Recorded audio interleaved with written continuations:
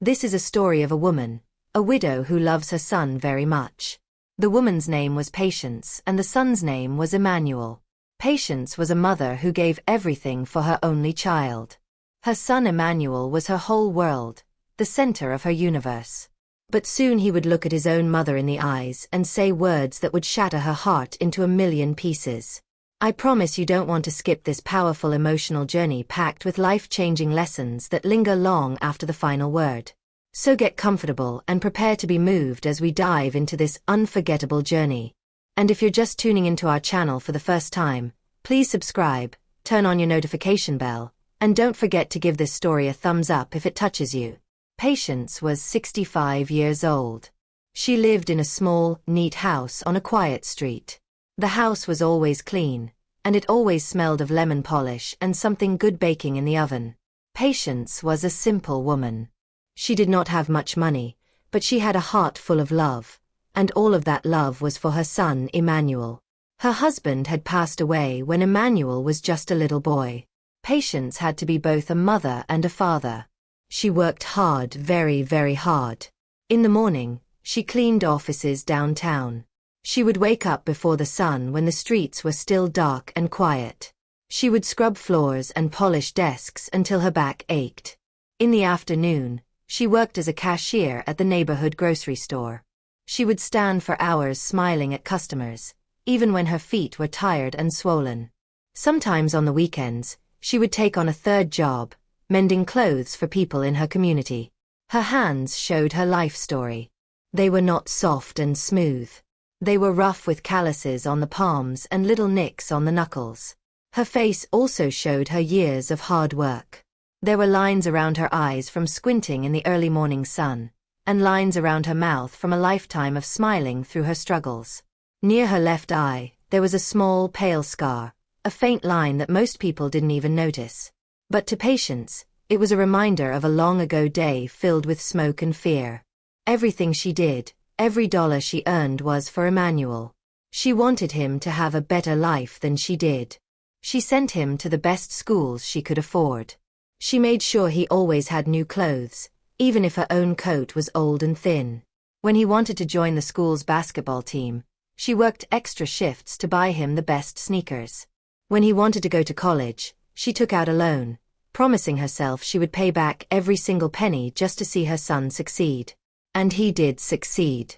Emmanuel grew up to be a handsome and smart young man. He went to a good university and got a job in a big company in the city. He wore expensive suits and drove a nice car. Patience was so proud of him. Her heart would swell with joy whenever he came to visit. She would cook all his favorite foods, fried chicken, macaroni and cheese, and her special sweet potato pie. They would sit at her small kitchen table, and he would tell her about his work, and she would listen, her eyes shining with pride. One sunny Saturday afternoon, Emmanuel came to visit. But this time, he was not alone. He brought a young woman with him. Her name was Tiffany. Tiffany was very beautiful, like a doll from a magazine. She wore a bright white dress and shiny gold jewelry. Her nails were long and perfectly painted. When she walked into Patience's small, simple house, she looked around as if she had never seen such a place before. "Mom," Emmanuel said, his voice full of excitement. "This is Tiffany, my fiancée. We are getting married." Patience's heart leaped with joy. A wedding. Her son was getting married. This was the day she had been dreaming of for so long. She felt tears well up in her eyes. Happy tears. She rushed forward and hugged Emmanuel tightly. "Oh my son, I am so happy for you. So happy." Then she turned to Tiffany and opened her arms for a hug. "Welcome to the family, my dear," she said, her voice warm and kind. Tiffany did not step forward. She gave a small, tight smile and allowed Patience to give her a quick, awkward hug. Tiffany's dress felt stiff, and she smelled of expensive perfume that was too strong for the small living room. Patience didn't mind. She was too happy to notice. She pulled away, clapping her hands together. "Oh, we must celebrate. I will make a pot of tea and I have a cake I baked this morning." They all sat in the living room. Patience brought out the tea and cake on her best tray. She could not stop smiling. She asked them about their plans. When was the wedding? Where would it be? She was already imagining it. She would wear her blue lace dress, the one she had saved for a special occasion. She would sit in the front row crying happy tears as her son, her wonderful son, got married. It's going to be a very big wedding, Mom, Emmanuel said. Tiffany's family. They are very wealthy. They have a lot of important friends. Oh, that is wonderful, son, Patience said, beaming. I can't wait to meet them. Tiffany took a small, delicate sip of her tea. She looked at Emmanuel. Then she looked at Patience. Her eyes traveled from Patience's simple dress to her work-worn hands holding the teacup. She looked at Patience's kind, wrinkled face. There was a look in Tiffany's eyes that Patience did not understand. It was cold. Emmanuel cleared his throat. He looked nervous. He kept looking at Tiffany and then back at his mother. The happy energy in the room started to fade. It was replaced by a strange silence. Mom, Emmanuel began, his voice much quieter now. We need to talk to you about something. About the wedding? Yes, my son. What is it? Patience asked, her smile starting to feel a little stiff. Emmanuel fidgeted with his car keys on the coffee table. He would not look at her. Well, Tiffany and we've been talking and we think it might be better if you... He stopped. He couldn't seem to say the words. Tiffany placed her hand on his arm. She gave him a little nod as if encouraging him. Then she looked at Patience and her smile was gone. What we mean, Tiffany said, her voice sharp and clear, is that this is a very high-profile event. The guest list is full of important people. Appearances are very important to my family and to us. Patience looked from Tiffany to her son. She was confused. I don't understand. What do you mean? Emmanuel finally looked up. His eyes were full of something Patience had never seen before. Shame. But it was not shame for himself. It was shame for her. Mom, he said, the words coming out in a rush. We don't want you to come to the wedding. The air in the room stood still. The sound of the ticking clock on the wall suddenly seemed very loud. Patience felt as if all the air had been punched out of her lungs. What? What did you say, Emmanuel? Not come to my own son's wedding? Why? Emmanuel's face turned red. He looked down at the floor. Mom, please don't make this difficult. It's just... Look at you. Look at me, Patience whispered, her voice trembling. Your face, he stammered. And your hands, you look so old and tired. My friends, Tiffany's family. They won't understand. You would be an embarrassment. Tiffany added, her voice like ice. We want everything to be perfect. Your presence would just be out of place. The words hit Patience like stones.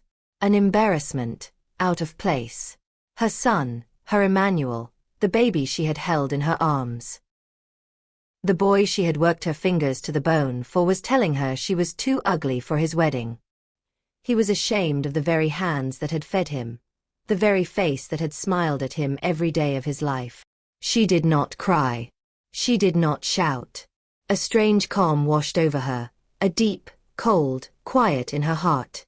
She looked at her son, really looked at him.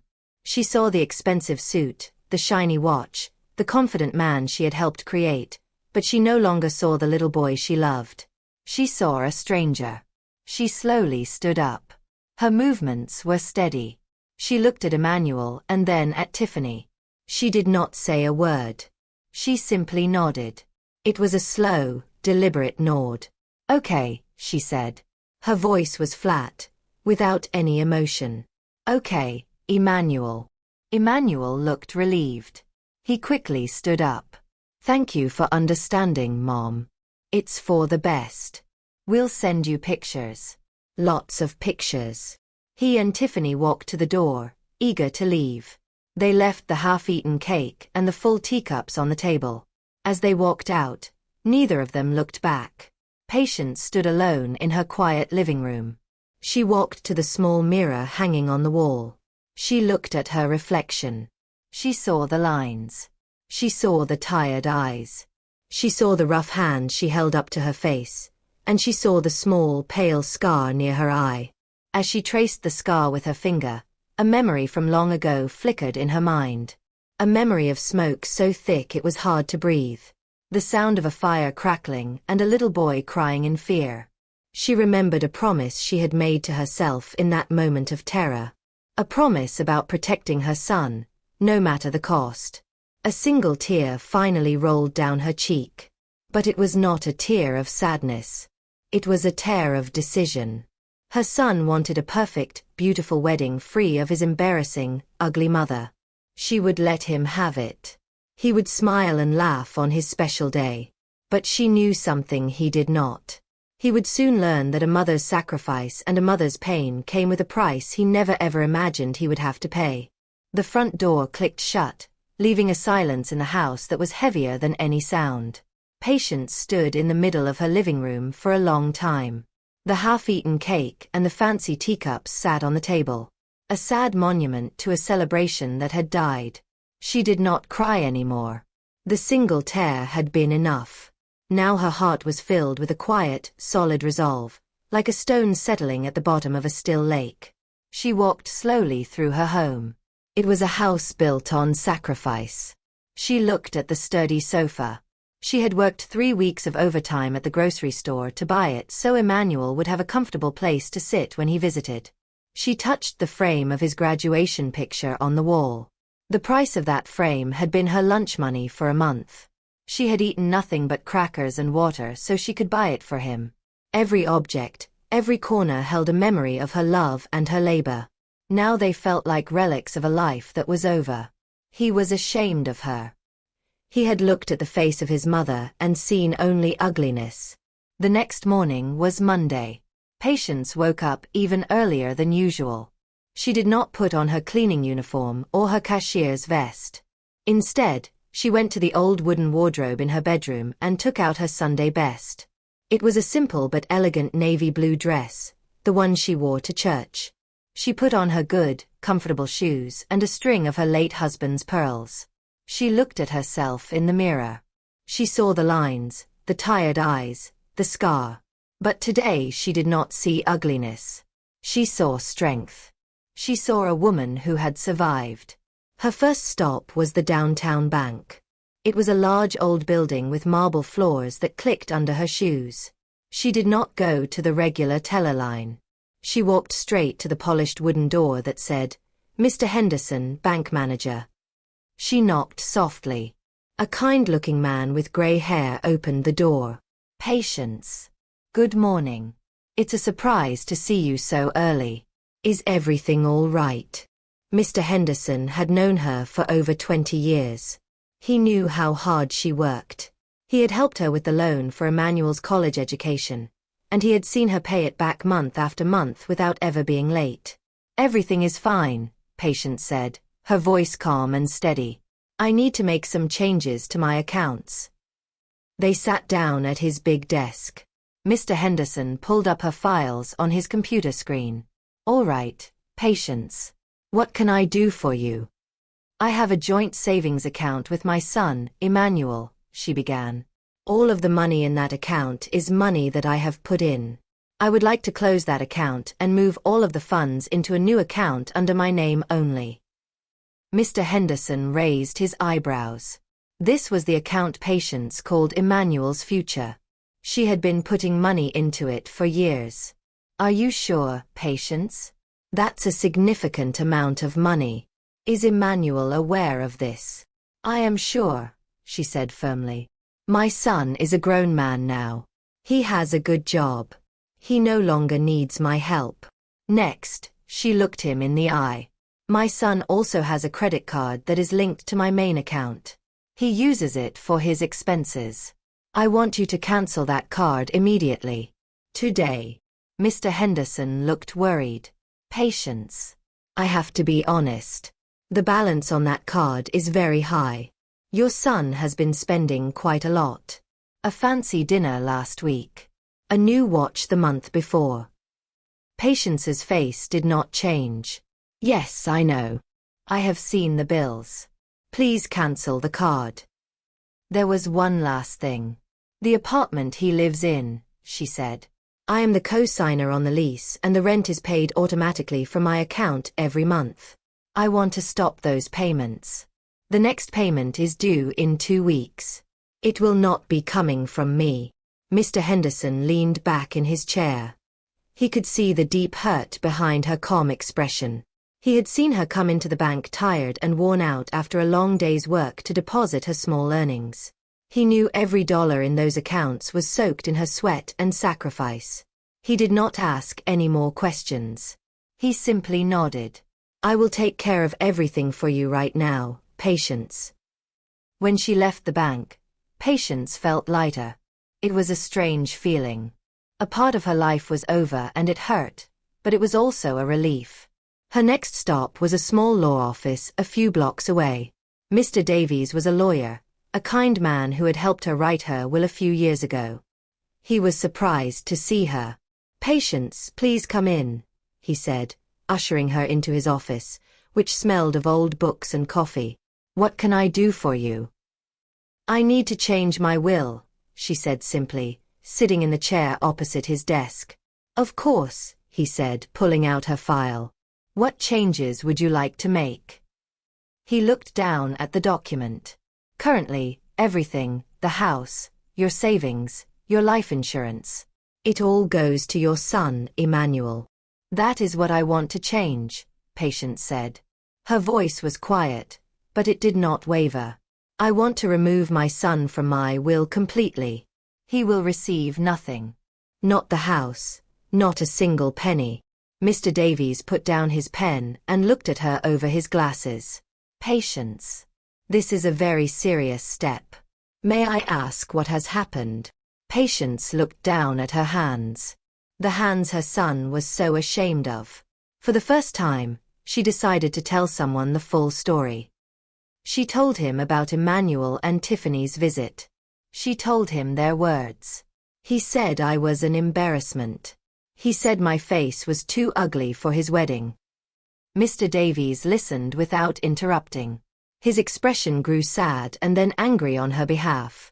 I am so sorry, Patience.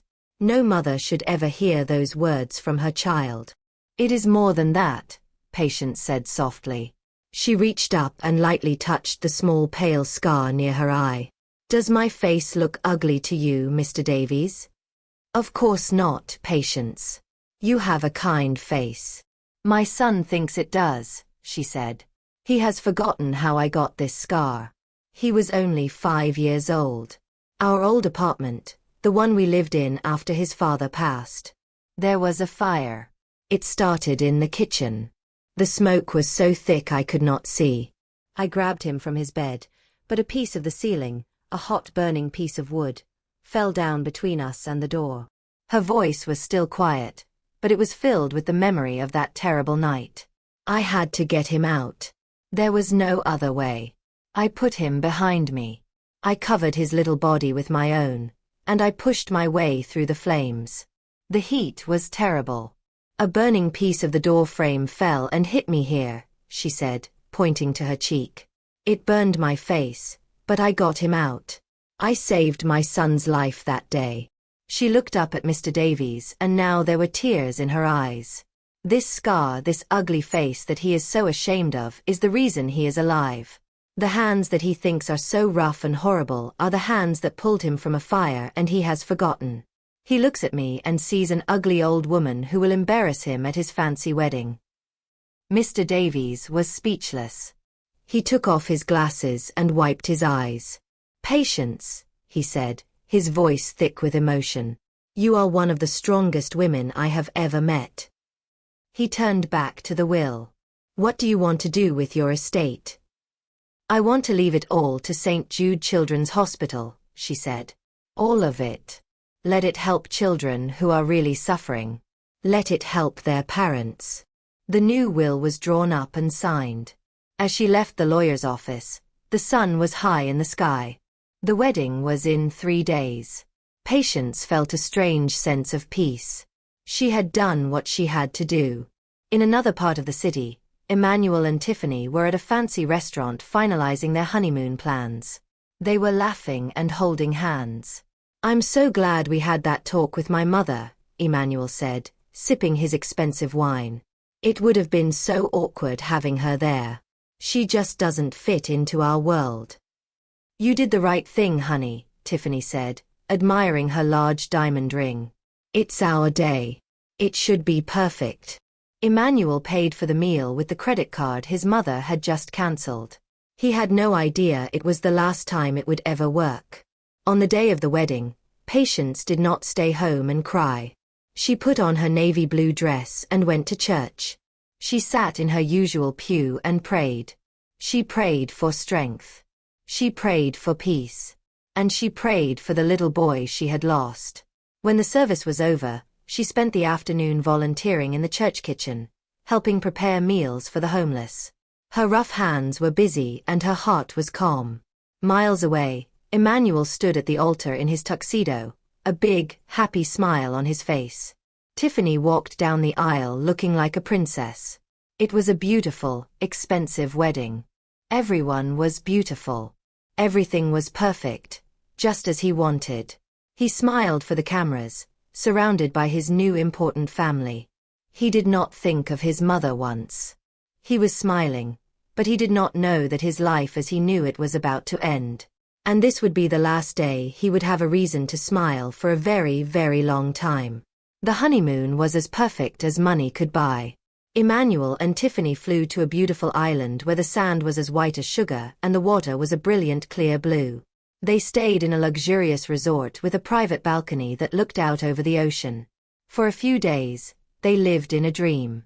They ordered expensive champagne, ate delicious food at fancy restaurants, and shopped at high-end boutiques. Emmanuel felt like a king. He was a successful man with a beautiful wife. His old life and his simple mother felt a million miles away. The dream came to an end on their last night. They had just finished a spectacular 7-course meal at the hotel's most exclusive restaurant. The bill arrived on a small silver tray. It was very expensive, but Emmanuel didn't care. He was living the good life. He confidently pulled out his shiny credit card, the one linked to his mother's account, and handed it to the waiter. He and Tiffany were laughing about something when the waiter returned to their table. The waiter's face was apologetic. "I'm very sorry, sir," he said quietly. "The card has been declined." Emmanuel stopped laughing. "What? That's impossible. Try it again." "I have tried it 3 times, sir," the waiter said, looking embarrassed. "It says the card has been cancelled." "Cancelled," Emmanuel said, his voice rising slightly. "That's ridiculous. It's a mistake." He felt a flush of heat on his face. Tiffany was staring at him, her perfect smile gone. People at the nearby tables were starting to look over. "Do you have another form of payment, sir?" the waiter asked. Emmanuel fumbled for his wallet. He had his own debit card, but he knew there wasn't nearly enough money in that account to cover this bill.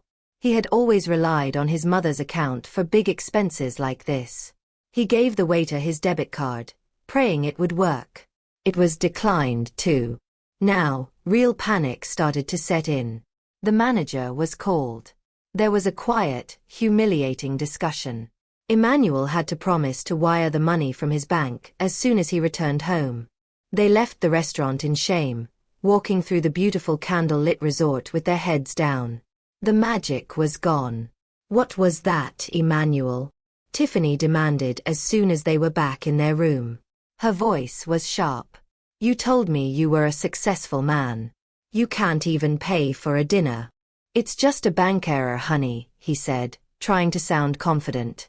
"I'll sort it out in the morning." But the next morning, when he called the bank, the news was worse. A polite woman on the phone told him, "I'm sorry, Mr. Emmanuel, but that credit card was permanently cancelled last week." "Cancelled? By who?" "I didn't cancel it," he said, trying to keep his voice calm. There was a pause and the sound of typing. "It was cancelled by the primary account holder, a Miss Patience." Emmanuel's blood ran cold. His mother, why would she do that? He thought back to their last conversation. She had been so quiet, so calm. He had thought she understood. Now he realized it was not understanding. It was something else. Something he could not name. A cold fury began to build inside him. How dare she? How dare she embarrass him like this? The rest of the trip back home was tense and silent. Tiffany sat beside him on the plane, looking out the window, a wall of ice between them. When they arrived back in the city, tired and angry, they took a taxi to Emmanuel's apartment. It was the place his mother had co-signed for, the place where the rent was paid from her account like clockwork. As they walked up to his door, he saw a piece of paper taped to it. It was a bright orange notice. He pulled it off and read it. His heart pounded in his chest. It was an eviction notice. The rent for the month had not been paid. The notice said he had 3 days to pay the full amount plus late fees or he would be locked out. What is that? Tiffany asked, her voice flat. Emmanuel couldn't speak. He just handed her the paper. She read it and her face, which was already cold, turned to stone. Eviction? You're being evicted? I thought you owned this place. I. My mother pays the rent, he stammered. The words sounded pathetic even to his own ears. Your mother pays your rent? Tiffany said, her voice dripping with disgust. The old woman you were too embarrassed to have at our wedding. That's who has been paying for this big successful life of yours. Emmanuel felt like a child who had been caught in a lie. She was supposed to. She always. Take me home, Tiffany said, turning away from him. Take me back to my parents' house. I need to think. Tiffany, wait. We can fix this, he pleaded. Fix it then, Emmanuel, she said without looking back. You're a grown man. Fix it. He drove her to her parents' mansion in a grim silence. When she got out of the car, she didn't say goodbye. She just slammed the door, desperate and terrified. Emmanuel drove straight to the one place he knew he could get answers. He sped through the streets, his knuckles white on the steering wheel, and screeched to a halt in front of his mother's small, neat house. He pounded on the door. Patience opened it. She was wearing a simple apron and holding a dish towel. She looked calm. She did not look surprised to see him. What did you do? He yelled, not even waiting for her to speak. You cancelled my card. You stopped paying my rent. You ruined my honeymoon. You're trying to ruin my life. Patience looked at him. Her eyes were not angry. They were just clear. The credit card was mine, Emmanuel, she said, her voice soft but firm. The bank account the rent was paid from was mine. It was my money. I decided to stop spending it. But why? He demanded. After everything I've done to become successful, why would you do this to me? Patience did not raise her voice. Everything you've done or everything I've done for you, Emmanuel. You are a 30-year-old man. You are married now. A husband should be able to pay for his own dinner. He should be able to pay for his own home. But I can't, he cried out. The anger in his voice now mixed with a whining desperation. And he hated. I don't have that kind of money. You know that. You have to fix this, Mom. You have to call the landlord. You have to turn my card back on. No, she said. It was a simple, quiet word, but it hit him with the force of a physical blow. What do you mean no? He whispered, his rage collapsing into disbelief. I mean no, she repeated. She looked at him, and for the first time he saw not just a tired old woman but someone with a will as strong as steel. You are ashamed of me, son. You are ashamed of my face and my hands, but you are not ashamed of my money. You cannot have one without the other. My money comes from these hands. This home, your education, your apartment. It was all built by this ugly old woman. Since you do not want the woman, you can no longer have her money. He stared at her speechless. All his life, whenever he was in trouble, his mother had been his safety net. She had always been there to catch him, to fix things, to make it all better. He had pushed her, always knowing she would be there. Now, for the first time, he had pushed too far. The net was gone. He saw the finality in her eyes. There was no argument he could make. There was no apology he could offer that would change her mind. He had broken something between them, and it could not be fixed. He stumbled backward away from her door, a wave of dizziness washing over him. He was broke. He was about to be homeless. And his new beautiful wife thought he was a fraud. He looked at his mother standing in the doorway of the small house that was paid for, a queen in her own small kingdom, and he realized with a terrifying clarity that she held all the power. He had nothing. His perfect life had been a house of cards, and she had just pulled out the bottom one. The days that followed were a blur of humiliation for Emmanuel. The eviction notice on his door was not a threat. It was a promise. On the third day, as he was frantically trying to pack his expensive clothes and gadgets into boxes, the building manager arrived with a locksmith. Emmanuel was forced to leave his apartment, his possessions piled on the sidewalk like a monument to his failure. People walked by, staring at the man in the designer suit, standing next to a mountain of belongings with nowhere to go. His first call was to Tiffany. He pleaded with her, his voice cracking. "Please, Tiffany, let me come stay with you and your parents for a little while, just until I get back on my feet." Her reply was cold and final. "My parents were not impressed with what happened on our honeymoon, Emmanuel. And they are certainly not impressed that you've been evicted. My father said, and I quote, 'I will not have a man who lives off his mother's charity sleeping under my roof. I think it's best if we don't see each other for a while.'" She hung up. A few days later, a letter from her lawyer arrived at his office. She was filing for an annulment. Their perfect marriage had lasted less than 2 weeks. He tried to get a loan from the bank, but without his mother's financial history to back him up. His own income was not enough to secure the amount he needed. He was rejected. His co-workers, who he had always tried to impress with his expensive lunches and stories of his success, now looked at him with a mixture of pity and scorn. The news of his sudden downfall spread through the office like a bad smell. He was no longer the confident rising star. He was a joke. Swallowing his pride, he called his friends, the ones who had clapped him on the back at his wedding. One by one, they made excuses. "Sorry, man. My spare room is full. Now's not a good time. I've got family visiting. You should have thought about that before you treated your mother that way." The story of why he was in this mess had traveled faster than he had. No one wanted to help the man who had disowned his own mother. He ended up selling his fancy car for a fraction of what it was worth just to have some cash. He sold his expensive watches and designer suits at a pawn shop. He moved into a tiny run-down room in a boarding house on the worst side of town. The room was small and smelled of damp and despair.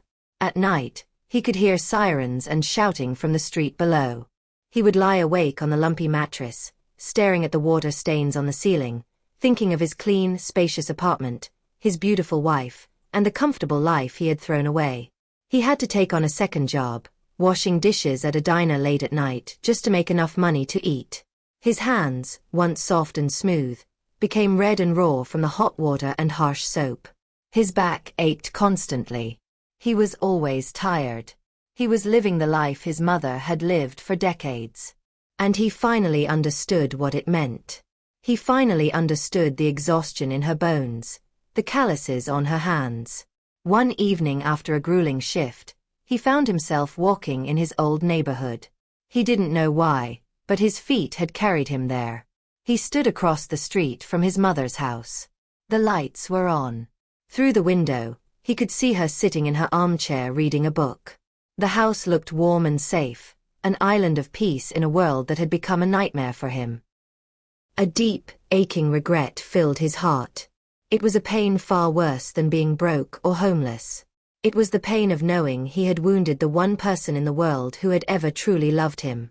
He thought of her face, the face he had called ugly. He remembered the story of the fire, a story she had told him when he was a little boy, a story he had completely forgotten.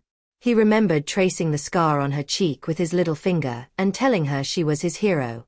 How had he become this person, this cruel, ungrateful stranger? Tears streamed down his face. Not tears of self-pity, but tears of profound shame. He wanted to run across the street to fall on his knees and beg for her forgiveness, but he couldn't. What could he possibly say? What apology could ever be enough? He knew he didn't deserve her forgiveness. He had to earn it. He turned and walked away. The next day, he quit his high-paying office job. He knew he couldn't stand being in that place, pretending to be someone he wasn't. He got a job with a construction crew, doing hard physical labor. It was back-breaking work, but it was honest. Every dollar he earned felt real. He saved every penny he could. He lived in his tiny room, ate cheap food, and worked. Months went by. He paid back the restaurant from his honeymoon. He slowly started to rebuild his life. Not the fancy life he had before, but a real one that was entirely his own. One Saturday afternoon, almost a year after the wedding, he walked to his mother's house again. He was not wearing a suit. He was wearing simple, clean work clothes. His hands were calloused now, like hers. He was thinner, and there were new lines of exhaustion on his face, but his eyes were clear. He knocked on the door. Patience opened it. She saw her son. And for a moment, she didn't recognize him. He looked so different. He looked humbled. He looked tired. He looked like a man who had finally grown up. He didn't make excuses. He didn't ask for anything. He just looked at her, his eyes full of sorrow. "Mom," he said, his voice quiet and hoarse. "I am so sorry for everything. The words I said to you, they were cruel and unforgivable. I was a fool. I was a bad son. You are not ugly, Mom.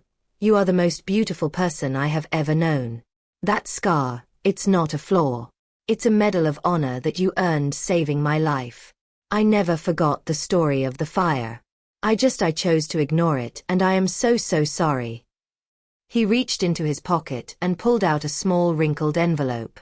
"This isn't much," he said, holding it out to her. "But it's a start. It's the first payment to you for everything you ever gave me. I am going to pay you back, Mom. All of it. Even if it takes me the rest of my life." Patience looked at her son. She saw the genuine remorse in his eyes. She saw the rough hands that had been working hard. She saw that the selfish, arrogant boy was gone. And in his place was a man who understood the meaning of sacrifice. She didn't take the envelope. Instead, she slowly opened her arms. Tears welled up in Emmanuel's eyes as he stepped forward and hugged his mother. He buried his face in her shoulder and sobbed, letting go of all the pain and shame of the past year. She held him tightly just as she had when he was a little boy, her hand stroking his back. "It's okay, my son," she whispered, her own tears falling onto his hair. "It's okay. Welcome home." Her son had broken her heart. But in the end, he had also found his own. And for Patience, a mother's love was a treasure that could never be cancelled or taken away. It was an inheritance of the heart, and her son at long last was finally ready to receive it.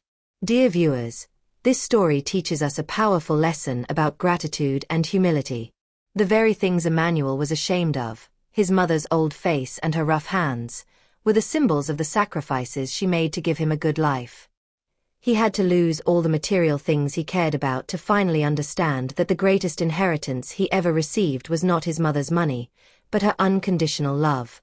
We must never forget where we come from. And we must never be ashamed of the hands that fed us and the love that raised us. Now we ask you, do you think Patience did the right thing? Was cutting her son off the only way for him to learn his lesson, or was it too harsh? Let us know your thoughts in the comments below.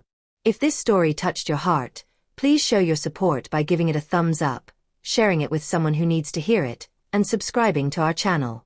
Make sure to click the notification bell so you'll be the first to know when we upload a new story.